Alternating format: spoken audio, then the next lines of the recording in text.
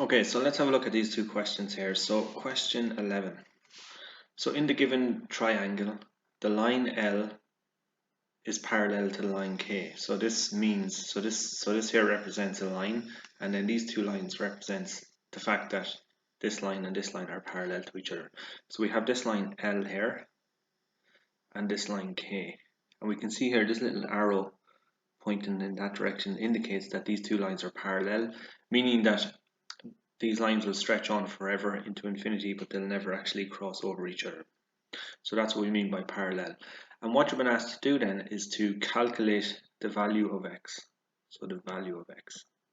Now what we can say is that if we have a triangle and if we pass a parallel line through it, it cuts the triangle into two parts.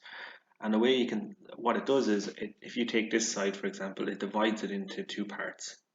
And it also divides the opposite side into two parts as well. Now, it will divide it by the same ratio. So the ratio will hold the same. So meaning, if I was to take 3 over, sorry, I'll do it this way. So 5 divided by 3, that's going to be equal to 6 divided by x. So it will divide it in the same ratios. The lengths are not the same, but the ratio that it divides it in will be the same. So let's say this section divided by this section will be equal to this section divided by this section. And that's the way we've laid it out here. And then what we can do is we can simply solve them for x. So we want to get rid of the fractions, so what we can do is we can cross multiply. So 5 by x will give me 5x. And then 3 by 6, 6 and 6 is 12.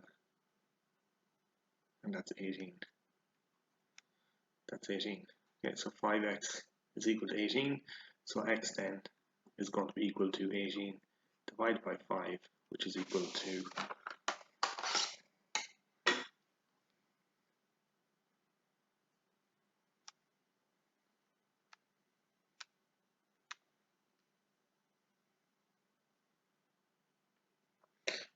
3.6. So it's equal to 3.6. So therefore x is equal to 3.6. And notice then just what I was talking about, when you have a parallel line and you pass that through a triangle, it cuts it, the ratios are the same. So what do I mean by that? Well, if we take the value for x, so 5 over 3 will be equal to 6 over 3.6. And what you notice is if you take 5 and you divide it by, so 5 divided by 3, that's equal to 1.6. So that's 1.6, and that will be equal to, if you take 6 and divide it by 3.6, 6 divided by 3.6, that's equal to 1.6 as well. So that's what it means, that these values will be equal to each other. Even though the lengths are different, the ratios are, if you divide the one into the other, it'll be equal to the same as if you divide the other side into this. So you can say that these sides correspond with each other. These angles here are going to be similar to both as well. So that's that one. Okay, so x, the value for x is equal to 3.6. X is equal to 3.6. Okay, let's look at the second one then. So in the given triangle, xy, so this line here, x to y, is parallel. So again, we have these symbols here, is parallel to b to c. And ax and xb is equal to 3 is to 2. Okay, so that's the ratio that it's split up in. So what you're going to ask to do is, if yc, so if yc is equal to 10, find ay. So basically what it's saying here is that it's splitting it up into two parts. So a way to kind of think about it is that the whole length, let's say from A to B, will be 5.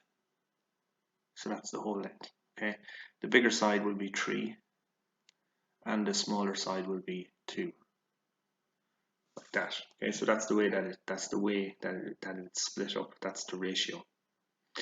So what we're saying then, so if, let's say, so if this is 10, okay, so imagine this is 10, what does the top part have to be? So we want to try and figure that one out. So one way we can do it is we can say that, so we can think about these as fractions, let's say. So if we take, so the top part is always going to be 3/5, and the bottom part is always going to be 2/5. And if we add them together, you're going to have the full amount, okay? So what we want to do is we want to try and figure out, let's say, what 1/5 is. So we're saying that 2/5 is equal to 10. Okay, so we're saying that this here, so remember this side will not be equal, there'll be a relationship to this side. So if we can figure out what 1/5 is, we can figure out what 3/5 would be. So what we can do is we can divide 10 by 2. So we can take 10, divide it by 2, and that's going to be equal to 5. So what we can say is that 1/5 is equal to 5. And if we want to figure out then, so if this is 10,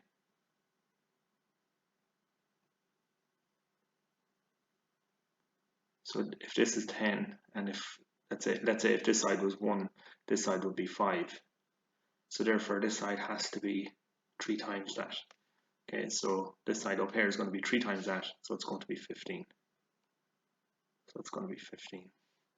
So it's going to be 5 multiplied by 3, which is equal to 15.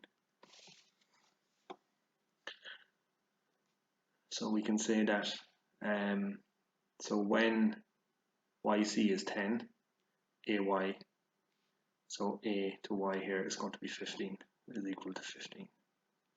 So that's that one. And I think that's that for that question.